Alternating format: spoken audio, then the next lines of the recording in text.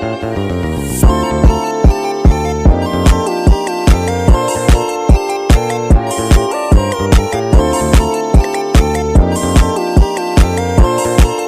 pagi Ibu Eli, bagaimana kabarnya? Apakah baik? Selamat pagi, Pak. Kabar saya sangat bagus, sangat baik. Bagaimana kabar Pak Akas? Saya baik juga Bu. Jadi begini, saya ingin mempertanyakan, kapan Bu Eli dapat melakukan supervisi di SD kami Bu?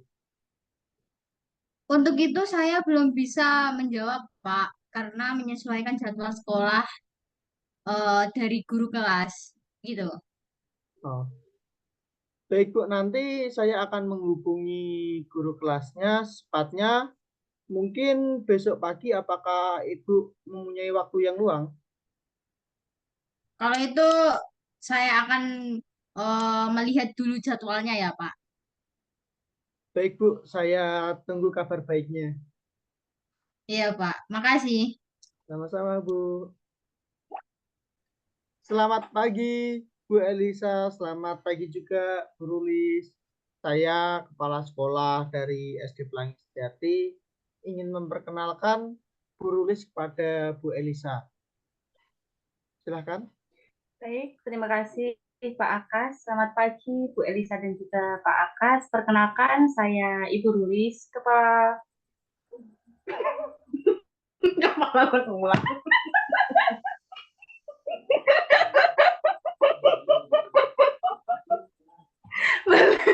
Aduh. Selamat pagi Bu Eli, selamat pagi juga Bu Rulis. Jadi di kesempatan pagi hari ini saya sebagai kepala sekolah SD Pelangi Sejati ingin melakukan supervisi bersama Bu Rulis. Di sini di samping saya perkenalkan namanya Bu Eli dan ini Bu Rulis. Silakan Bu Rulis. Waktu dan tempat saya Baik, persilakan. Pak Akas, terima kasih. Selamat pagi Bu Eli dan juga Pak Akas. Perkenalkan lagi, saya Ibu Rulis, guru kelas 1 di SD Pelangi Sejati. Ya, terima kasih atas waktunya, Pak Kepala Sekolah dan Bu Guru Rulis. Kita lanjut langsung saja ya. Jadwal pelaksanaan pembelajaran apa yang dilakukan dalam waktu dekat ini, Bu? Baik Bu, untuk jadwal mata pelajaran yang paling dekat itu ada matematika, itu di hari besok itu hari Rabu, itu pukul 8 sampai 9 lebih 10. Oke. Eh, Tujuan pembelajaran apa yang akan disampaikan dalam kegiatan pembelajaran tersebut, Bu? Baik Bu, untuk tujuan pembelajarannya di sini saya buat dua, yaitu yang pertama ada peserta didik memahami bilangan 1 sampai 10, yang kedua peserta didik memahami cara penjumlahan dan juga pengurangan bilangan 1 sampai 10, seperti itu. Oke. Aspek-aspek apa yang ingin dikembangkan dalam pembelajaran tersebut? Dalam aspek ini, dari beberapa aspek, saya mengambil dua aspek, yaitu ada mandiri dan juga gotong royong, Ibu. Baik, Bu. Terima kasih atas waktunya. Kita langsung saja dalam observasi ini. Yang pertama itu jadwal pelaksanaan pembelajaran apa yang akan dilakukan dalam waktu dekat ini, Bu? Baik, Bu, untuk jadwal pembelajaran yang terdekat itu ada matematika, itu di hari besok pukul 8 sampai 9 lebih 10. Nah, di sini ada 2 JP, Bu, seperti itu. Oke. Bagaimana tujuan pembelajaran yang akan disampaikan dalam kegiatan pembelajaran tersebut, Bu? Baik Bu, pada tujuan pembelajarannya di sini saya buat dua, yaitu tujuan pembelajaran yang pertama itu peserta didik dapat memahami bilangan 1 sampai 10. Yang kedua, peserta didik dapat memahami bagaimana cara penjumlahan dan juga pengurangan bilangan 1 sampai 10. Seperti itu Bu. Oke. Aspek-aspek apa aja yang ingin dikembangkan dalam pembelajaran tersebut? Baik Bu, pada pembelajaran matematika ini saya mengambil dua aspek saja, yaitu ada mandiri dan juga gotong royong. Seperti itu Bu. Oke, ada dua aspek ya. Kalau strategi apa yang akan Ibu lakukan dalam dua aspek tersebut untuk mencapai tujuan pembelajaran? Baik, untuk strateginya yaitu pertama saya mulai dari gotong royong terlebih dahulu. Pada proses pembelajarannya nantinya siswa belajar secara berkelompok bersama teman-temannya. Di sini kelompok sudah dibagi, yang saya bagi sendiri sebagai guru kelas, seperti itu. Habis itu siswa melakukan pembelajaran, yaitu dengan mengerjakan soal permasalahan yang sudah saya bagikan kepada anak-anak. Nah, di sini itu gotong royong anak-anak bagaimana dapat menyelesaikannya secara bersama-sama, menentukan hasilnya dan mengambil keputusan bersama-sama itu, Bu. Kemudian yang kedua itu dilanjut dengan aspek mandiri. Nah, di aspek mandiri ini anak-anak setelah melakukan pembelajaran dari awal sampai akhir, mengikuti pembelajaran berkelompok. Nah, ini saya berikan soal. Nah, soal ini nanti akan saya tulis di papan tulis dan anak-anak menulisnya di buku mereka masing-masing. Kemudian anak-anak mengerjakannya secara sendiri individu tanpa adanya tanya-tanya ke teman lainnya gitu, Bu. Oke, itu sangatlah bagus ya strateginya. Terus bagaimana dalam pensekoran yang akan dilakukan, Bu? Baik, untuk penskorannya itu pasti juga saya menggunakan nilai 1 sampai 10 bahwa saya sudah yakin untuk dua aspek yang saya ambil ini dapat mencapai minimal rata-rata itu. Nah, untuk aspek mandiri itu saya mengambil 7 karena melihat lagi anak-anak kelas 1 ini pastinya juga masih membutuhkan bantuan saat membaca soal, untuk anak-anak yang belum bisa membaca atau belum lanjut membaca. Kemudian mungkin ya anak-anak masih ada yang bertanya kepada saya sebagai guru tentang apa maksud dari soal itu gitu. Untuk yang kedua, gotong royong itu saya mengambil nilai 8. Mengapa selisih 1? Karena mungkin memang anak-anak sudah bisa mengambil keputusan bersama. Tapi dalam pengambilan keputusan pastinya anak-anak ada cekcok dulu nih dengan teman kelompoknya. Karena anak-anak kelas 1 ini pasti emosinya belum bisa stabil. Berbeda dengan anak-anak kelas tinggi, kelas 5 ataupun kelas 6. Itu, Bu. Terima kasih. Itu sangatlah bagus ya. Terus apakah ada kesulitan dalam mengembangkan aspek-aspek tersebut, Bu?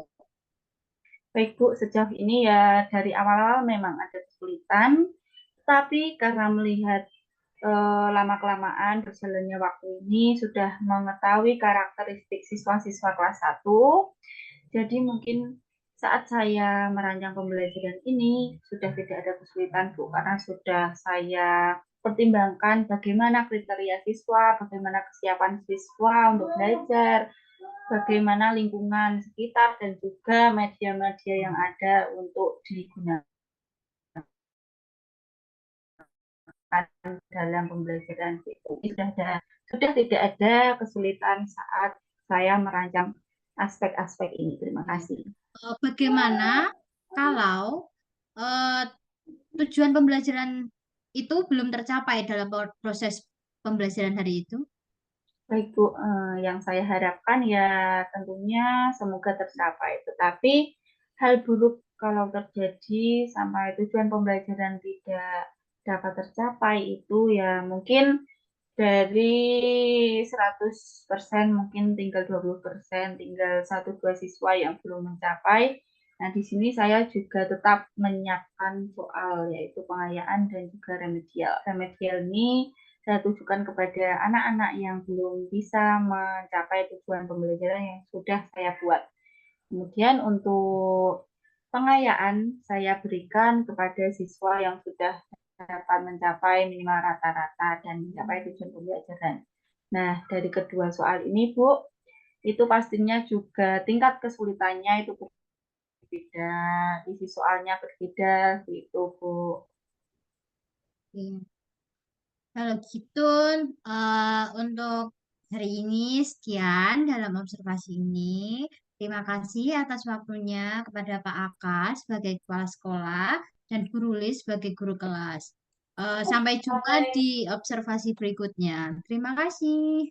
Baik, Baik, Bu. Terima terima kasih Bu kasih. Terima Elis. kasih, Pak Kas.